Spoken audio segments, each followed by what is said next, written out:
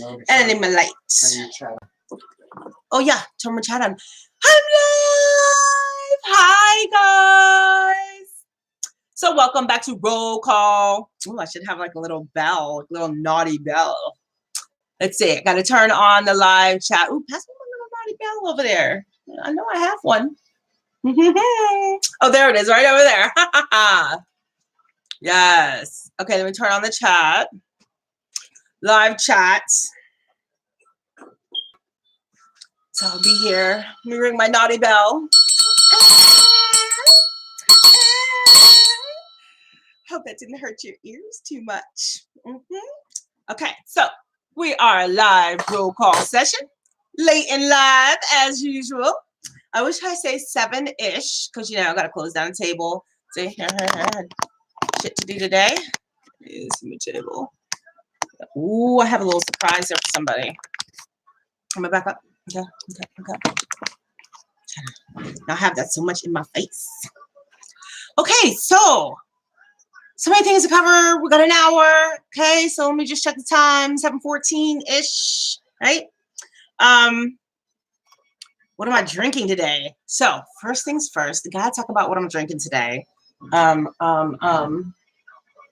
doing a combination. I would like this and also the coconut one. So I'm gonna tell you about my new beverage for today. Because, you know, this roll call sessions is not just about the sticks, but it's about the experience. I am here to give you my tips, my guidance, my advice about having a beautiful, palatable experience with your cigar pairing, right?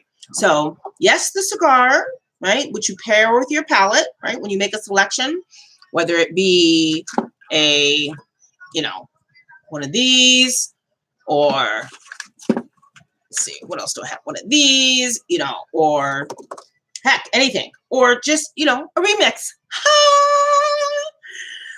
No matter what you have to woosah with and to lean with and to take yourself to another level of meditation and another level of just peace of mind and, you know, releasing the stress of your day, your week, your month, because, you know, everybody doesn't do this every day.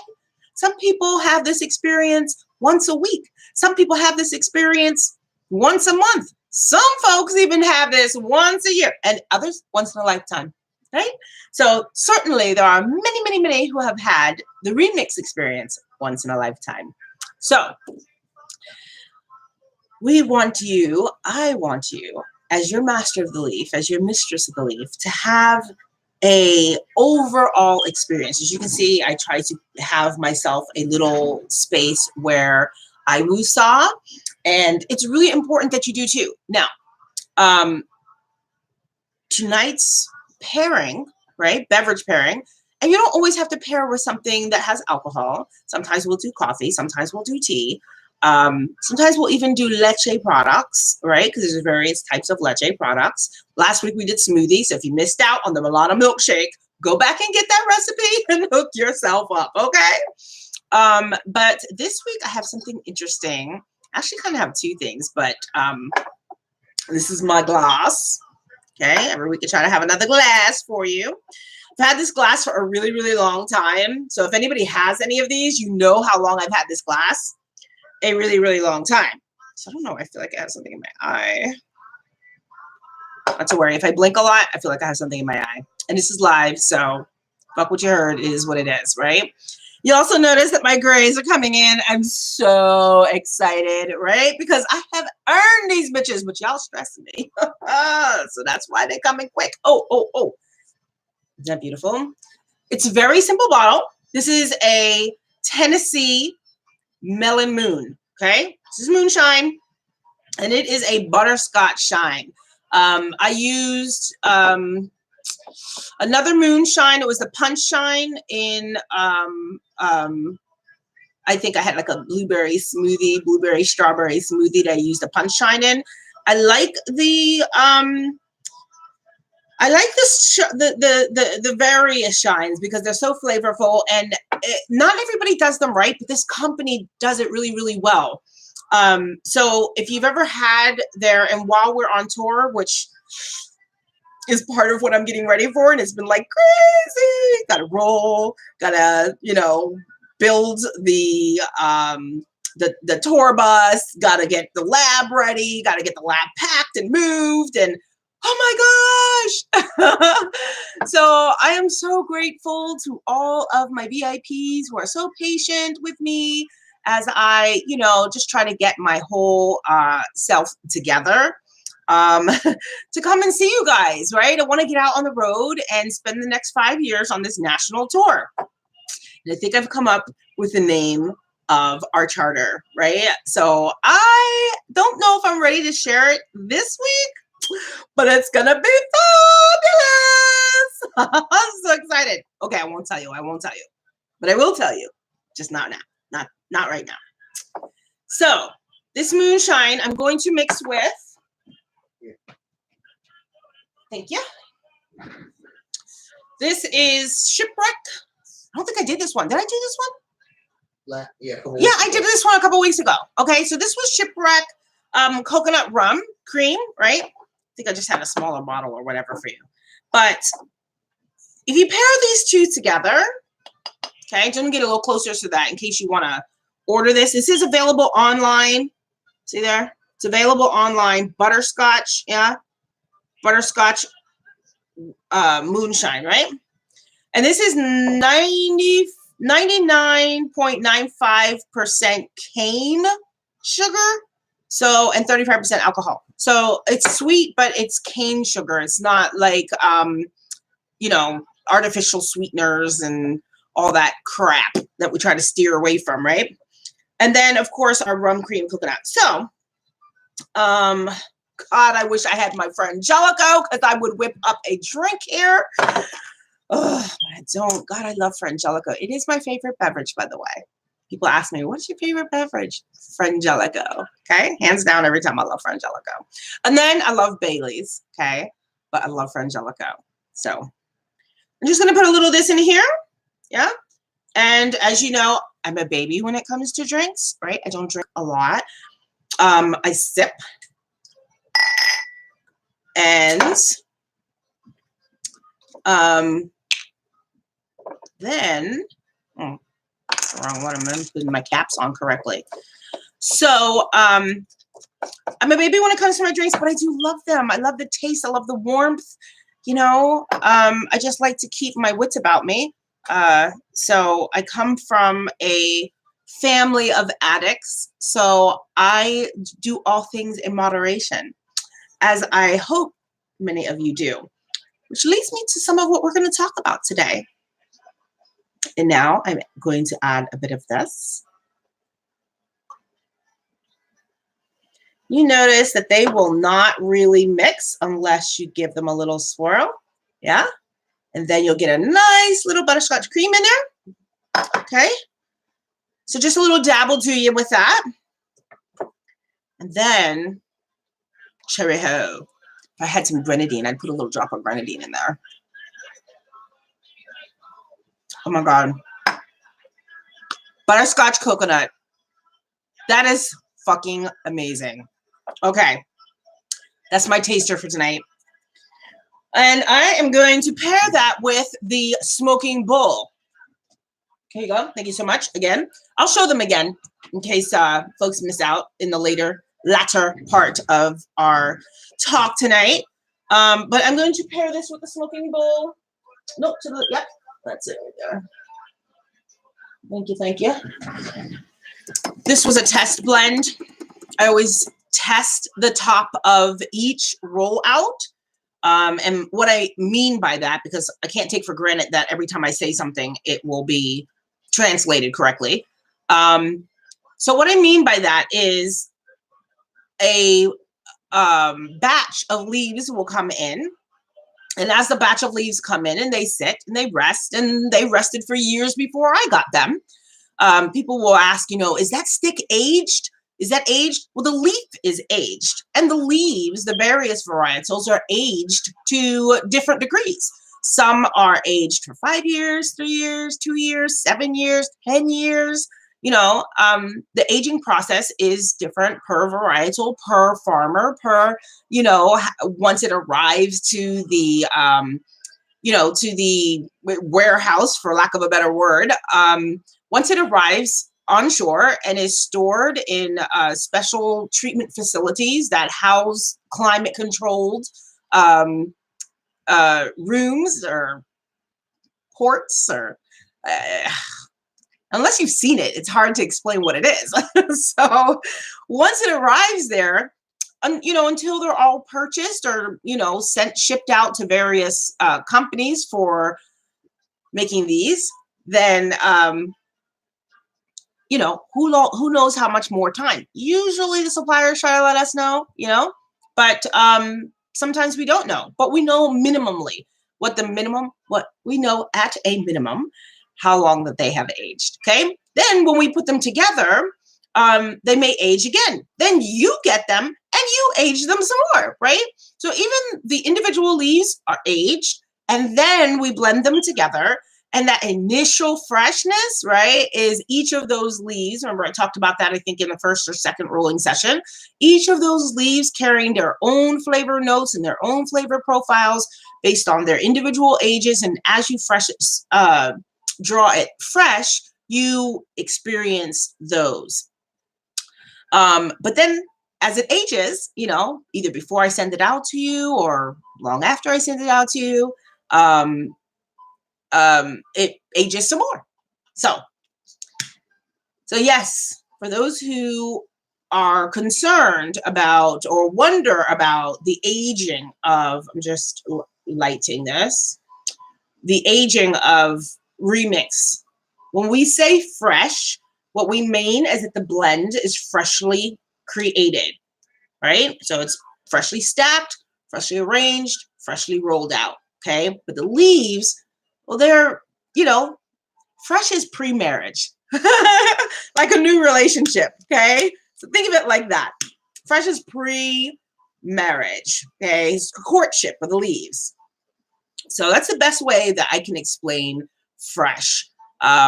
It's when we're adding the moisture to aged leaf in order to bunch it. You kind of got to get that leaf to being pliable, and then we'll bunch it and roll it, bind it, roll it, design it in some cases, right?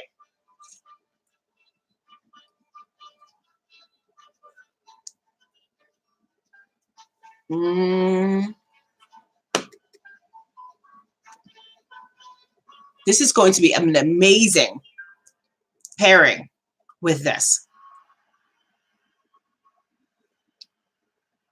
Wow, changes this completely.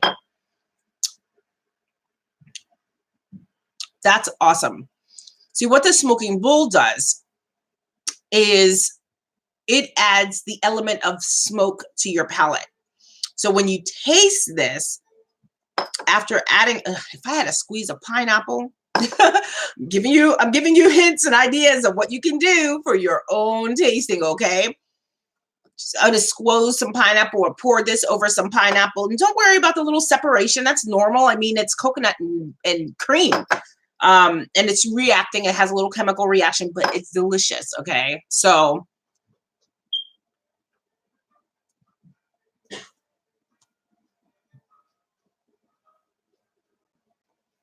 it's awesome. So by itself, I'm still picking up some of the sweetness of this, but it tones the sweetness. When we talked about how much sweetness of the cane sugar that was in there, it tones it down. So it's nowhere near as sweet as that first sip was, right? So you got the flavor, but it's toned down by the smoke, right? By that Kentucky Cure that's in here. And people say, oh, I don't like Kentucky Cure, blah, blah, blah, blah. Position, right? The leaf position. You may not like Kentucky Cured, and I know I've talked to some people too who have you know, lived in the area where it's grown, and they're just like, look, oh my God. Or in Italy, for example, oh my God, every leaf is made with Kentucky cured, Kentucky fire cured, right? Or light fire cured or air fire cured. No matter which cure you have of that smoky blend, that deep fire cured, dark fire cured leaf, oftentimes in Italy, they have a lot of those. Do I have any of those over there? Leaves? No, the Italian. Italian what? The Italian stick. Oh, there is in Hindu. Oh, okay. Not to worry. Next time, okay? But and if you go to Italy, a lot of the leaves, believe it or not, they're all read in Italian in their packaging, but the leaves are American, right? They're American grown primarily, right? This Kentucky fire cured is a very common leaf in Italy. So they're accustomed to that flavor. They like that, right? So it really is palate preference, but always consider position. If you don't like a blend that has Kentucky fire cured as the wrapper, that might just be too much Kentucky fire cured for you. And again, for those who deny the contribution of a wrapper, smoke something that is wrapped in dark fire cured wrapper.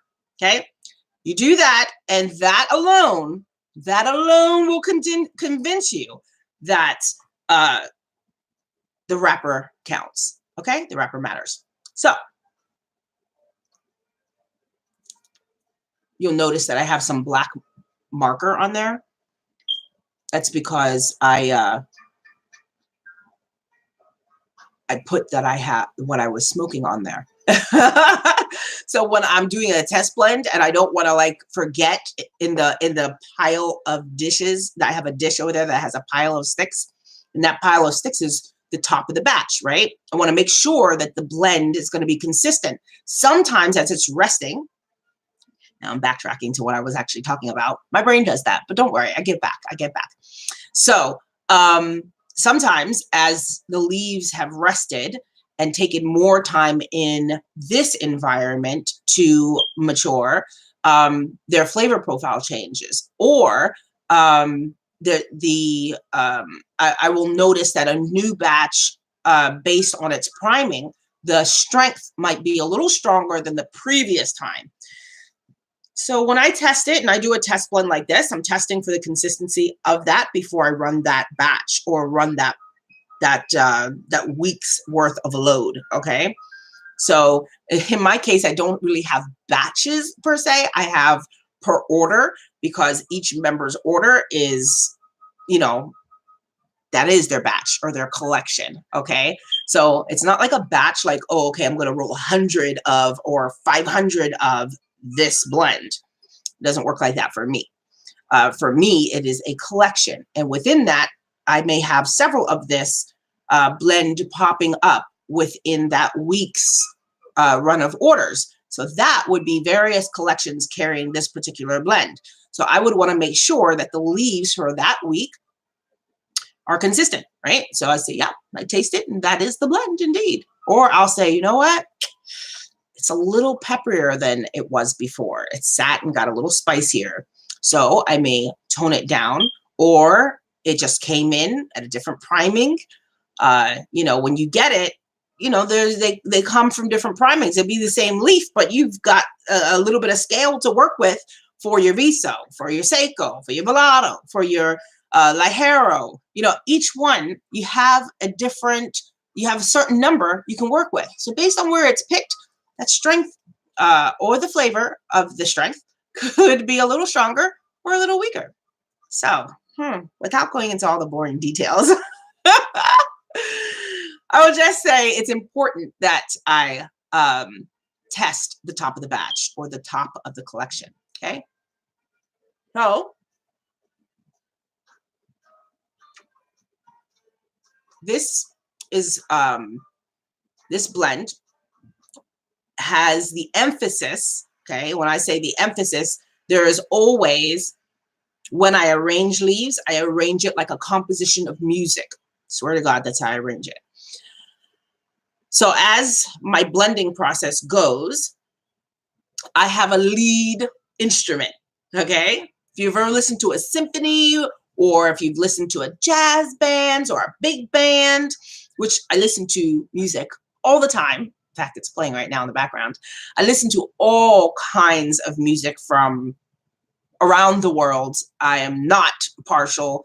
I have some that, you know, don't really zen with my energy really well. I need to kind of feel it and understand it. So I don't do really well with hardcore rap or hardcore metal, or, you know, that's just my energy just doesn't flow really well with that. But for another person, that could just be spot on in their life, right? So that is like any other thing. If your ear, your hearing, it has a palate too. It's just an audible, you know, it's what is comfortable for your listening, what is soothing for your listening. This all these informations process in your brain. It's where it all is housed, right? Even sex, it's all housed in your brain, right? So what you are anchored in is unique to what someone else is anchored in. So this particular leaf, because of how I arrange the composition of the blend, right, has a lead instrument. Let's say it that way, or lead vocalist, right? So sometimes you hear the drums real strong, and then other times you hear the baritone, and sometimes you hear the tenor. Well, this blend, you hear Oscuro, Brazilian Modafina, and they kind of bounce around like that. And even in the fresh blend, you hear that more pronounced, right? And then they kind of come together, right? In that time, in that resting period in your humidor, right? They keep coming together and becoming more one. But you're still going to have a dominant player. And I blend the leaf so that there's a dominant player, but that everybody else is like the supporting role, right? So PA Oscuro is both the wrapper. Ooh,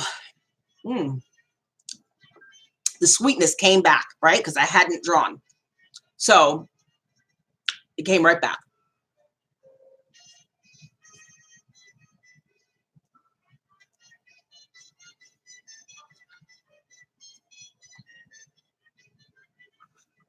That's better. Let me try that. What a difference. What a difference. So it's just like this, you know, I find this drink, this mix on its own, I couldn't finish the drink. I would want to just take a long time. But because I've paired it with this, it has changed the dominant note, the dominant sweetness in this blend. And as a result, I could just keep drinking this thing. And I'm a baby, okay? I'm a baby when it comes to alcohol. So that the content of alcohol isn't that great. Like I think it's 37, 40 proof, whatever. So it's not that the alcohol, it was the sweetness, because they're both sweet, right? Both those, you know, the liqueur and the moonshine are both sweet. Not all moonshine is, by the way, but that particular one is.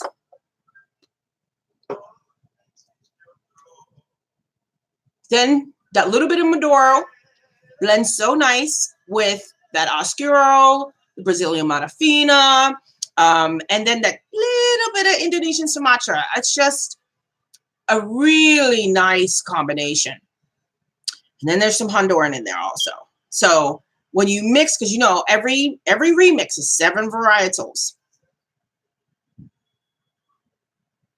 Oh, okay. Let me make sure. Did I do that right?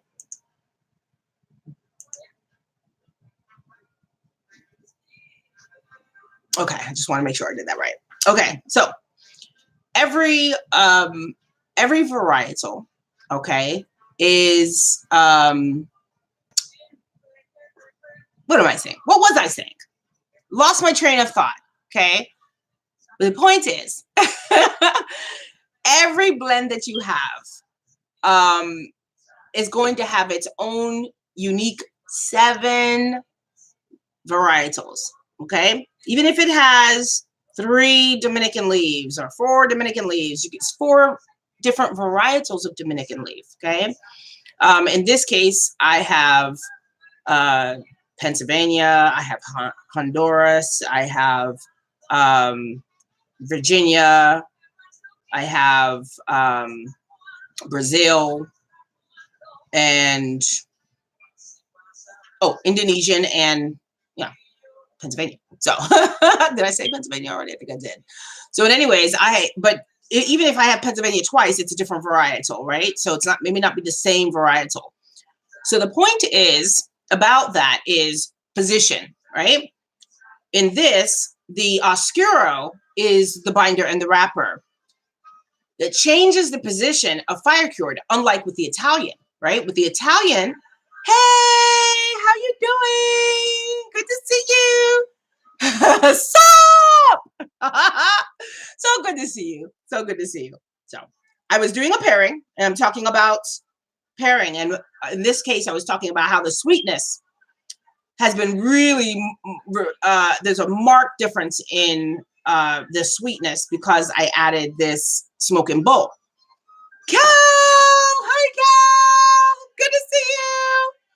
Definitely backtrack on this because I was, leading up to something in this episode. So when it airs again, I'm talking specifically about the leaves in a blend and how they will alter your drink, okay?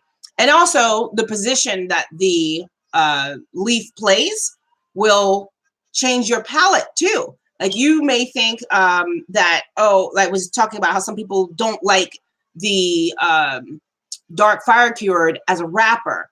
But I was saying that in this particular leaf, that dark fire cured, it plays a very small role. But the role is not like I have binder and wrapper is Oscuro, okay? But that fire cured that most people who don't like fire cured do like this. Only because it's just a hint, but it's just enough hint to complement the Maduro and the Oscuro. And because of that, and then you pull in that little bit of Honduran, you pull in that little Indonesian Sumatra, you pull in those things, and then they kind of talk differently to one another. And so, yeah, you taste it, but the influence when they come together, and you know how this better than most, is that the influence when they come together can change the beverage you're pairing with. And in this case,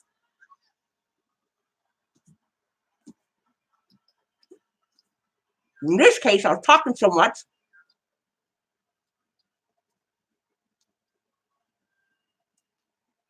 I had to relight. So,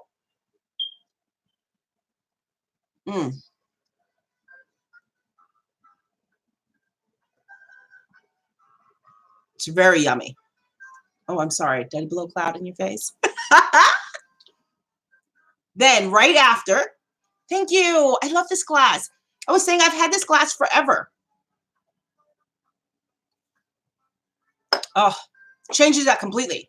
So what I have in here is butterscotch moonshine with that coconut cream rum, okay? So the two together, equal parts of each other for the most part. I think I had a little less of the coconut, and I would have put a splash of like grenadine and a splash of pineapple juice if I had it at my disposal, but I don't. In any event, because it is a predominantly sweet, I was talking about it's like 92 or 97% cane sugar. And that cane sugar is what makes that butterscotch so sweet. But it loses its sweetness whenever you pair it with something that is a full body or a medium body packed with that rich Oscuro, that rich Maduro. It just overpowers and overshadows the sweetness and knocks that sweet. Now, I didn't take it out of here. I didn't extract it, but my palate altered it, right? So once my palate, all of that got coated with this and started responding to this, once I followed it back, right? I'm so fucking nasty. Anyways, once you chase it with a little bit of this, man, this becomes another drink. And it's wonderful. So you get to have like the best of both worlds when you pair, right? So again, the whole point in all of this is to be able to educate you and inform you about, you know, expanding and broadening your palate's experience, not just the blend that you hold and how it matches your palate, but also what can you incorporate that would also influence the blend and influence. Are they here? Huh? Yeah. Oh, okay. So somebody's going to pass me. My daughter's here and she's going to get that Chinese. Okay. Get that Chinese, girl. Go get it.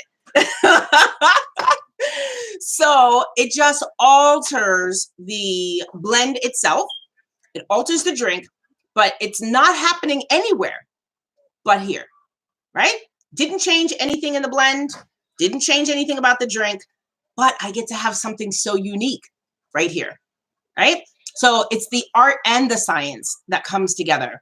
Talk about that beautiful melody, that symphony, right? So you get one choir and you get another choir and you bring them together and they have this international display of grandiosity in your face. Anyway, that's a good insight into pairing. It's true. Like I always say that pairing is just like so important to and relative to the total experience, right? You don't always have to pair with something like this. I was mentioning I could have paired this same stick with a type of coffee. Like this stick actually goes good with raspberry coffee. Excuse me. It actually goes really well with raspberry coffee. But, you know, that would be a totally different experience. And that's the beauty of pairing. You get your stick, right? And you may have the same stick this time that you had last week or last night, but it'd be a completely different experience just by what you pair it with. Maybe you're not going to pair with a drink. Maybe you're going to pair with something that you eat, right? It is anytime you alter or play with or dance with your palate, it's going to give you a different experience. Then you add environment. You add your music, right? You add the chair that you're in, what type of chair it is, how it makes your body feel. Like all of these things are incorporated to create this amazing experience called cigar smoking, right? I'm gonna put this down for a minute because I want to show you something. I don't know if Tanya's here yet. She's not. Mark! Stop! Okay, so I have another shoe. Ah! I hope you can see it well on here, yeah? So this is another cigar shoe. Oh, look at the bling. This is for Tanya. So she's not in the room yet, but I'll surprise her again later. So this is actually 100%, okay, 99, okay, 95% tobacco, okay? Cigar tobacco. And then the foot is 24 karat gold. And then I have a little bit of underneath of stardust powder, right? Which is also gold. And then the green on the top to give you the little green bling with the little purple gem. And then some little detail there, which I don't know if you can see it really well. But yeah, so I have to handle it very gingerly because it's not mine. And I didn't want to damage it. So yeah, you see the shoelaces there? Yeah. And then I have the inside and that's all sparkly. Okay, so I'll show that off again when she gets in the room. A shoe. I know it's another shoe. Okay, so everybody asked, right? How do you smoke it? How do you smoke it? So you can see here that the foot is actually open. And I'm going to tell you about my camera too in a minute. Okay. It's not the right camera yet. Okay. I'm going to tell you about it, but the drama. Anyways, so you can see there that the toe is open. And you can also see that the foot is open. So the way it would be smoked is you would clip here. Okay. Just to open that up a little bit more, you would just clip off where the green is showing. And then just like a pipe, right? You would light this end and draw here, right? Just like that. So that is how you smoke that. Now this is 2 blends, okay? So the Arc is Cloud, okay? And God, I knew I was going to do this. They sit sometimes so long that I forget, and then I have to check my notes, okay? It's either the Salvato or it is, I think it's the Salvato. I will switch it based on, but it's always two blends. The shoe is always two blends. I am doing a man's tap shoe. Actually, it was by request. Someone, a guy used to do tap dancing when he was a child, and now he would like me to do his tap shoe. So I will be doing the man's shoe. So don't get worked up, men. It's coming, okay? But it's gonna be very wide, okay? So you notice the girth that's here. You know, I feel like I'm giving the shoe an exam. This is so nasty. I'm so sorry, guys. I'm so nasty. So I would say, you know, we're right about, you know, 64, 66 RG on that. And then the heel is probably somewhere around 56, 58. So it's two blends, okay? Any questions about the shoe? I don't know. I can't see. It's not Candela, but Candela would have done well with the shoe. And actually, the I don't know if you can see back here. The rope is Candela. It's actually French Berkeley and Candela, right? Roped together. So it is in there, but I find that the Candela wrapper, you really have to know how to take care of it. And some of you rollers on here, you other masters of the leaf, you will understand that, you know, that whoever's receiving it should know how to maintain it. And so it's not that I don't trust the consumer. It's just that I don't trust the consumer. Oh shit, let me have a drink. So it's just that without the education, that could wind up being a situation where it's crumbling and falling apart. So I try to use leaf on the vault blends that will hold up to longevity, to the stand a test of time, you know, although this one will not. It's for her birthday and she plans on knocking this shit back. Okay. So some people are like that. Some people save them forever. And when I die, I'm sure they'll be worth like something. And then, you know, other people are just like, no, like I'm doing this. Like I plan on making this the experience of my year. Okay. So I'm okay with either, you know, both honor me and both honor the leaf. So I'm happy with that. Right. Oh, what am I missing? Hello. Yay. Hi. What size is it? I think I got it as a lady's size. It's actually closer to a man's size, if you know what I mean. I don't know. I don't know. Ooh, the drink is getting to me, honey. Let me light that stick again.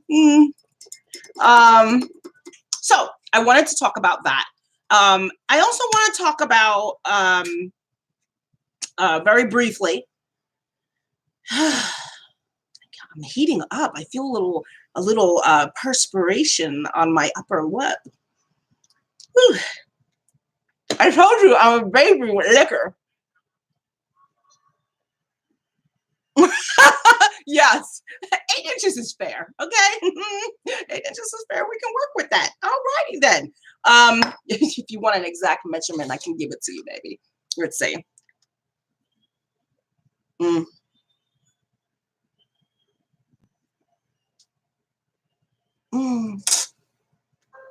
All right, so it's showing up as 6.5, but because we're taking up some height, some elevation, I'm sure that that first blend is more like 7.5, and then in about 1.5 inches, right?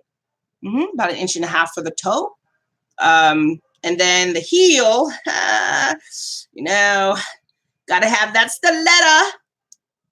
The heel is a solid nub, so solid 4 1/4 ish. It's a solid nub. So yeah, you get 2. I always do 2. It just depends on who is smoking it. Same with the Golden Clouds, where the two to tango blend, where the two are tangoing together, and then I use the golds, you know, to do the hoof cut foot. So so basically, that's just vault blends just keep coming randomly. I've got a bunch of birthday bats in store. Apparently, a lot of people flock in the fall and have them babies in spring and summer. So I don't know. It seems like there's a lot of birthdays.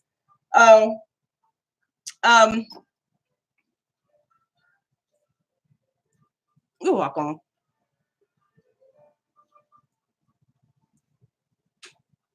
I swear that's so good. Woo! Damn, that's good. Okay, so the next thing I wanted to talk about while we're talking about pairing is something that has concerned me that I've seen happening. It's kind of, and like I said when I started the show, is that why I'm a baby with alcohol is because I come from a line of a lineal heritage of addicts. So I do all things in moderation, including smoking these sticks. But my moderation is different than yours. Okay. So I might be able to do more, but you know, I pull it back, right, to my level of moderation. So I've seen a lot of people in the social setting who are true addicts, guising themselves as cigar aficionados, and really they are not there for the cigar experience as much as they are for the alcohol experience. So when I am talking about pairing, I am truly talking about the balance, right? Because to pair means to bring together equally, right? You pair this with this, and then you get an equal experience. 50 of this and 50 of this, right? If I add another thing, a third, right? Everything gets to participate. But you'll get a lot of people who will drink many hard liquors along with their single stick. And I can't see how the experience becomes conscious anymore. I can't see at that point whether or not you are indulging in the art and therapy of the cigar, or if you are masking an addiction problem. So if you are someone who does that, I just want to encourage you. You may hate me for saying it, but I want to encourage you to find the balance, right? It's okay to do the pairing, but you don't have to lose yourself in either, right?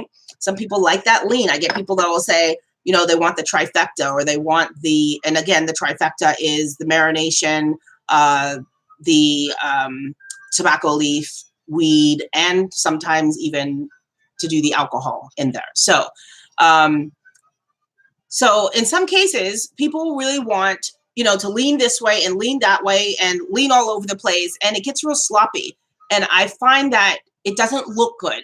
Like, I will be at my station rolling at an event that is for a private party, and people will very sloppily come to my table, if not damn near knock my table over, because they have gone to the other side. They are no longer in the experience of the cigar, okay? Yeah,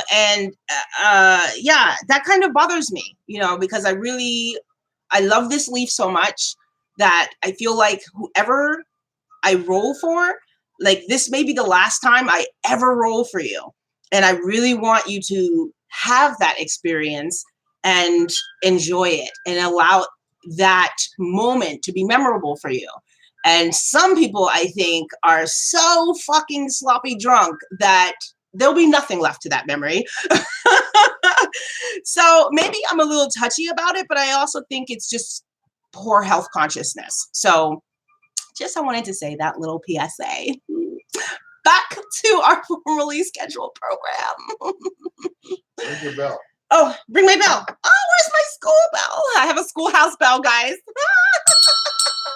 I don't want to ring it too hard because I don't know how that's translating through this little mic that could be just blaring your ears. Okay. What is the strongest blend you have ever rolled? Ooh.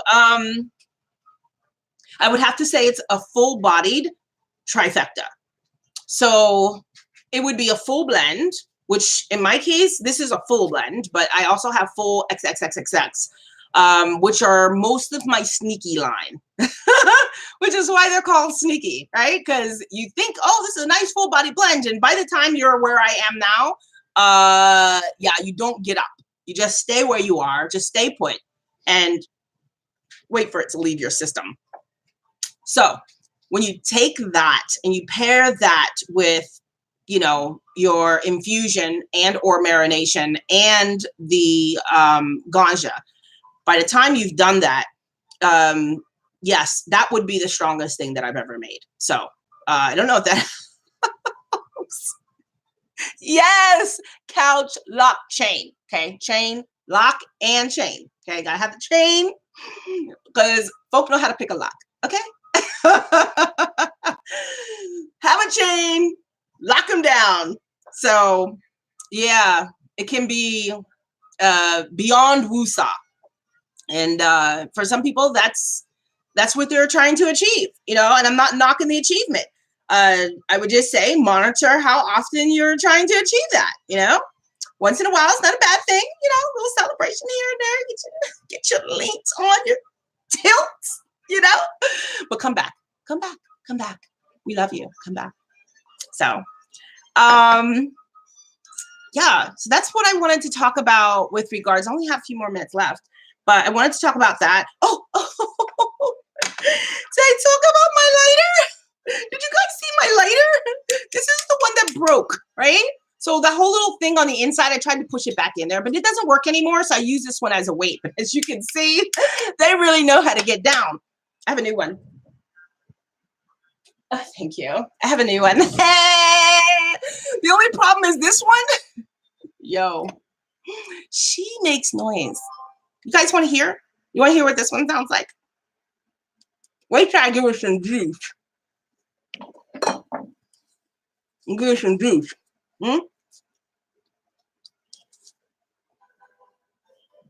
Always be wise. Put your smoke down before you give it some juice. Okay. See? Can you imagine if I had my smokelets? And over here, oh my goodness. Oh, I don't know if this thing wants to juice. These things, okay. And let me tell you, in where the heck was it?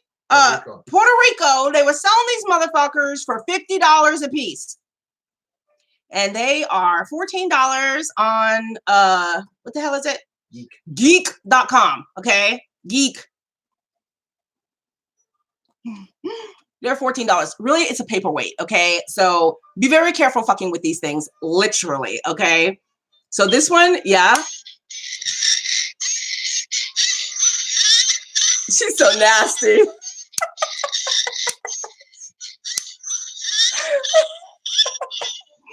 Look, I'll never get sponsorship, okay? I'm sorry. I'm filthy and foul, but somebody's gotta love it. You love it, babe? Yes. Yes. See? You love it too, don't you? Okay. I'm almost done with this shit. Okay. See? All good things in moderation. All right. So, I'm telling you, begin to explore, if you haven't yet, the depth, the well. I have a piano sitting over there. I've shown it before, but I just want to, it's reminding me, because I told you, I listen to music and I really build my blends like music. It's composition. I don't know. Bliss, do you do the same thing? Like it's like when you're assembling the blend and you're pulling these profiles together, it's just like you're creating a composition. You're creating the music. You're creating the play, the foreplay, the afterplay. Like you're creating it all, right? And you know, the intents and purposes is to create this something that will carry over to the finish line, and the finish line being the cremated experience, right? Just put that thing to ash and lay it to rest, right? And that's just the tribute that we get as artisans and as masters of the leaf, is to be able to say, oh my God, there it goes. Like I look across the room when people are cremating it and I'm like, there it goes. look at them. They're having such a great time. I love that shit, right? So, I mean, if I never got paid, that would be payment for me. That would be payment enough. But in any event, about the piano, right? I get sidetracked so easy. It's not ADHD. It's more just like the creative funk. So anyways, how do you think of it? Oh, please. He said I'm random. But you know what? Random isn't bad because you're more submissive to the flow of the creative process. So me, I'm more of a dominant player. So if yeah, okay.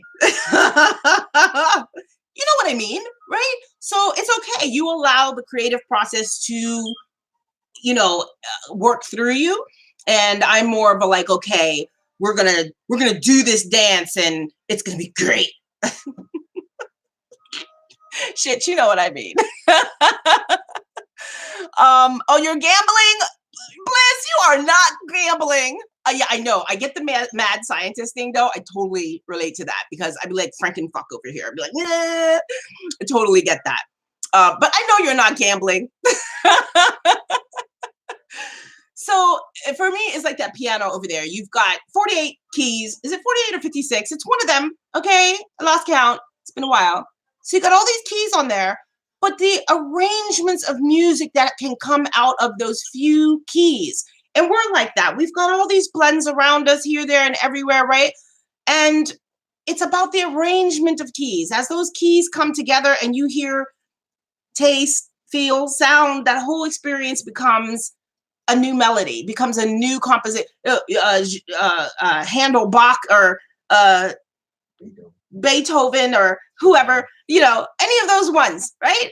Before you know it, sometimes you're playing something very complicated, and sometimes it's as simple as a simple lullaby. And you can get the basic lullaby, and then you go in there and you trill. And that little trill just changes the two stupid notes, right? Just two, ding, ding, right? You can do that. And then you can go, ding, oh, God. I am a hot mess, literally. So anyways, this has been the roll call for the week. It is now 8:05. Wait, was there something I missed? Yes. Last week in the roll call session, I told y'all not to let me forget my secret to airing the house, because Tanya said, and she hasn't been in the room, but she'll see the stick that I did for her. But she said her husband makes her smoke outside. And I said, well, you know, some women make their husband smoke outside. That's a real deal, right? But for those of you who do smoke inside, go and get the product called Palo Santos. Okay? It's a piece of natural wood that is used for clearing and cleansing. Typically, you know, people who like spiritual like us, they will use that. So burn the Palo Santos. The trick is, I'm sorry I don't have any right here with me, but it's a little stick. It's not very big. It's just about a little stick, and you get them in a bunch, right? You can get them online. Burn the Palo Santos, burn the end and blow it, almost like you do your cigar. Burn the end, blow it, right? But with this, like candela, if you don't stay on it, it goes out, right? So with the Palo Santos, it goes into the air. You only need to like burn it for like 5 minutes or something. You know, you can add 3 kings, or you don't have to add sage. Juniper is wonderful. Little cedar. Just make a little concoction of those things, right? 3 kings, juniper, and some cedar, and the Palo Santos. Burn that. Tell your partner you're cleansing, right? Because it's holistic and it's cleansing, and it just, you know, you can even add a little bit of help me, eucalyptus. Thank you, eucalyptus. And you add the eucalyptus to the dish, right? I have a burn dish. I have many. I have one in every room. I also have a shell, and you can use a shell too. But you know, here's the, when I say a shell, I mean like this, like a seashell. And don't get stupid on me. I'm not a witch, okay? So I have a little clearing stick here, but I will put my little bed in the shell there. And this is just an oyster shell. So you can put it in pretty much anything that will take the heat, and then just burn it for like 5-10 minutes, and the smoke will get everywhere. Okay, so you might have to turn your smoke detectors off for just like a few minutes, but I promise you, when it's gone, so is the aroma of cigar. Finish, okay? If you're going out, could you bring me the eucalyptus, the eucalyptus oil? I'm going to show you what you put on yourself when you go out to a lounge and it's full of smoke. So you come home and you don't smell like that, okay? I'll show you what you use for your breath, okay? These are my last few minute tips, okay? For your breath, chew some flaxseed, okay? It's good for your intestine anyway. Unless you have IBS, then I don't recommend it. But if you have, you're smoking the pop sticks, or, something really dark and heavy, and, you can taste the shit in the stick, right? That manure. If you smoking that, and it's going to be not so much, right? Roll over at night, but not feeling that so much, right? Do a little, oh, no. I was talking about the green bottle, the tall green bottle. It should be in there on the little shelf. Sorry. So you would use this eucalyptus concoction. It's a therapeutic concoction. I'm going to show you in the bottle here in just a moment, because I use this when I am in a lounge and there's a lot of smoke builds up, not just from my station, but just around. You can tell I've used it a lot. Okay. So you can get this. It's called Stress Relief. Okay. And it has eucalyptus and spearmint inside, okay? Can you get the eucalyptus out of there, please? Eucalyptus is your go-to. You can use eucalyptus in cedar, eucalyptus in rose. For women, I suggest take your little bit of eucalyptus and add it to jasmine. And you have another wonderful way. Just rub it in your hair if you're, particular. Like some women will say, I don't go to the lounge because my weave. Okay, you will have an unbelievable experience by just rubbing this in your hair. Did you see the little dish in there, full? Rub it in your hair, rub it all over. Get it all over yourself. And you will go, and the eucalyptus is like an odor barrier, okay? It will not cling to you. You will leave, and by the time you get in your car, you will smell it. You can even pre-treat and condition your car, for those of you who like to smoke with the window down, right? Pre-treat your dashboard with a little bit of this, okay? It goes a long way. I have one in every room. When anyone comes to the lab, as much as I smoke, as much, as other people smoke when they visit me, nada, okay? You don't walk in here and the next day I have cleared it out. Zep, okay? For those of you who have hardwood floors, Zep is wonderful floor cleaner for removing ash and the smell of ash. Pledge is wonderful for the walls and mirrors. It acts as a repellent. Yes, I know you think, oh, it's for wood. Get it on the mirror, just keep going. It will clear off, but it makes an amazing buffer for the smoke not adhering to the mirror, okay? Because, residues and moisture in the air and all that other kind of stuff, before you know it, it's adhering, right? It's adhering to the mirror. So you want to condition, just like cast iron. You condition it, you oil it, right? So these little things will help be barriers. You smudge. Oh, see, I'm not the only one. I love you. You're fabulous. I smudge too. So smudging is wonderful. And then as a smudger, as a fellow smudger, that is very effective. So I want to talk about that because, that is a big concern for a lot of people who are in the culture and into cigar therapy and things like that, what do I do about the aroma? Now, I am a little partial, a little biased. Not partial, I'm biased. In that Remix doesn't do that. My shit don't stink, okay? But, okay. I can make it stink if I want to, okay? But I have to intend to do that. And I would never do that. I mean, not intentionally. I would feel weird, okay? This just went so wrong.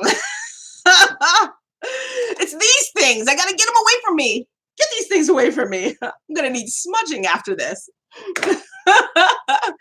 Anyways, I hope we had a good roll call session this week. And next week, what's up? Next week, we will talk about other things. They kind of come to me throughout the week. I think, oh, you know what? That's something I should probably talk about. But if you have questions that you would like me to address in an upcoming roll call session, type them below, right? Don't forget to like, share, comment, and subscribe, right? I'm supposed to say that. That's what you're supposed to do to like get people to be interested in what you're saying or something. Anyways, that's not my field of expertise. I love the leaf. Okay. So we will talk about knockoffs. It'll be part of what we talk about and how to identify knockoffs, right? You see that? I will tell you the 100 things to look for fake blends. Okay. Because a lot of people are traveling. You know, you like to travel in the winter. Some people like to travel in the summer and all that. You're getting ready to travel. Be buying that shit that has pantyhose and cardboard inside the middle of it. So, yeah. So tips on that next week and whatever else comes to mind. Because, you know, most of this is off the head. That's the end of our roll call session. Till next week, folks. Love ya. Bye. And.